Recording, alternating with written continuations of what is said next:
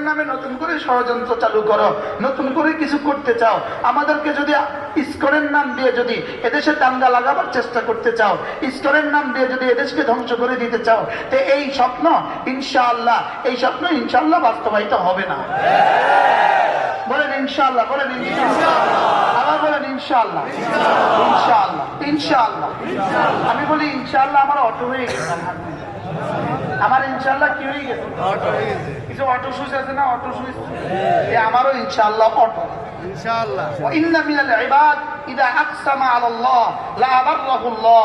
রব্বুল আলামিনের পক্ষ থেকে রাসূল বলেন, আল্লাহ তাআলার কিছু বান্দা আছে, এরা যদি কসমকে কোনো কথা বলে দেয় তো আল্লাহ তাআলা তার কথার লাজ রাখে। এই জন্য আমরা একটা কথা বলছিলাম যুগ যুগ ধরে, গত 16 বছর ধরে আমরা একটা কথা বলছিলাম, বাংলা ছাড়া ভারত যা, বাংলা ছাড়া ভারত যা। এই কথাটাকে আল্লাহ এভাবে বাস্তবায়ন করবে, এটা আমরা জীবনে